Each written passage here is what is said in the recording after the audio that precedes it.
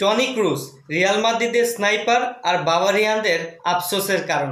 এই কথাটা বললাম যে টনি ক্রুজ এই নামটা হচ্ছে রিয়াল মাদ্রিদ ফ্যানদের কাছে এবং রিয়াল মাদ্রিদ ফুটবল ক্লাবের কাছে একটা গর্বের বিষয়। আর অপরদিকে কিন্তু বায়ার্ন মিউনিখ ফুটবল ক্লাবের কাছে টনি ক্রুজ একটা আফসোসের নাম। গতকালকে আপনি যদি রিয়াল মাদ্রিদ এবং বায়ার্ন মিউনিখের ম্যাচটা দেখে থাকেন, আপনি দেখবেন যে রিয়াল মাদ্রিদের হয়ে ভিনিসিয়াস জুনিয়র প্রথম যখন গোলটা করলো তখন দুই হাত ইশারা দিয়ে তিনি টনি ক্রুজকে সম্মান জানালো, টনি ক্রুজের প্রতি ভালোবাসা প্রকাশ করলো। কিন্তু গতকালকের ম্যাচে টনি ক্রুজের প্রতি ভিনিসিয়াস জুনিয়রের এই যে সম্মান এবং টনি ক্রুজকে যে তার যে একটা যোগ্য সম্মান দেওয়ার, এর পিছনে কিন্তু অনেক একটা বড় একটা গল্প, অনেক বড় একটা ইতিহাস রয়ে গেছে। কারণ আপনি দেখেন যে এই বায়ার্ন মিউনিখ ফুটবল ক্লাবেই কিন্তু একটা সময় টনি ক্রুজ ফুটবল খেলতো। এমনকি এই বায়ার্ন মিউনিখ ফুটবল ক্লাবের যে প্রেসিডেন্ট ছিল রুমিনিক, সে কিন্তু একদিন টনি ক্রুজকে বলেছিল যে তুমি এমন কোনো বিশ্বসেরা ফুটবলার না যে তোমার পিছে আমরা এত অর্থ ব্যয় করব, তোমাকে আমরা মাস গেলে এত টাকা বেতন দিব। আপনি একবার চিন্তা করুন যে এভাবেই কিন্তু আসলে টনি ক্রুজকে অপমান করেছিল বায়ার্ন মিউনিখের ফুটবল ক্লাবের প্রেসিডেন্ট। আসলে টনি ক্রুজের এমন একটা সময় কিন্তু তার ক্যারিয়ারে এসেছিল যেই বায়ার্ন মিউনিখ ফুটবল ক্লাব, যেটা হচ্ছে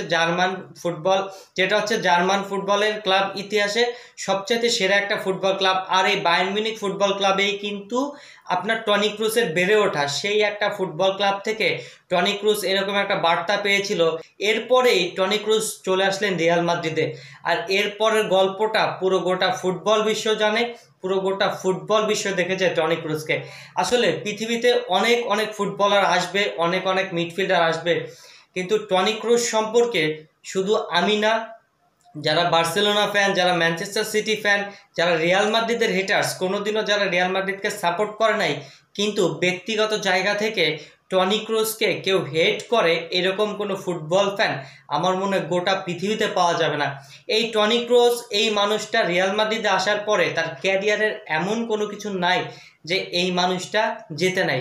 অর্থাৎ যেই বায়ার্ন মিউনিখ তার সাথে কন্ট্রাক্ট রিনিউ করতে চায় নাই, যেই বায়ার্ন মিউনিখ টনি ক্রুজকে বলেছিল যে তুমি এত টাকা বেতন নাও, তুমি কি সেরা ফুটবলার হয়ে গেছো, কিন্তু দেখা গেল সময়ের ব্যবধানে আজকে সেই টনি ক্রুজই পুরো বিশ্বের এমনকি সর্বকালের অন্যতম সেরা মিডফিল্ডার হয়ে গেছে।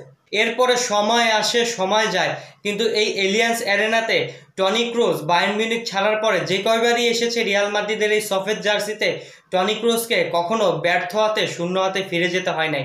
বরঞ্চ জার্মান ফুটবল ক্লাব এবং পুরো গোটা জার্মানের মানুষ আফসোস করেছে যে আমরা এরকম একটা অমূল্য রত্নকে রিয়াল মাদ্রিদের কাছে দিয়ে গেছিলাম। হ্যাঁ, আজকে রিয়াল মাদ্রিদ গোটা ফুটবল ইতিহাসে সর্বকালের সর্বশ্রেষ্ঠ ফুটবল ক্লাব, কিন্তু আপনি জানলে অবাক হবেন যে এই রিয়াল মাদ্রিদের ফুটবল খেলাটা আসলে টনি ক্রুজের উপরই নির্ভর করে। কারণ টনি ক্রুজ যখন খেলার গতি বাড়ায় তখন রিয়াল মাদ্রিদের গতি বাড়ে, টনি ক্রুজ যখন খেলার গতি কমায় তখন রিয়াল মাদ্রিদের গতি কমে। এক কথায় বলতে গেলে এই রিয়াল মাদ্রিদের খেলার গেম প্ল্যান এবং মাস্টার মাইন্ডটা মূলত এই মাঝ মাঠে থেকেই নিয়ন্ত্রণ করে টনি ক্রুজ।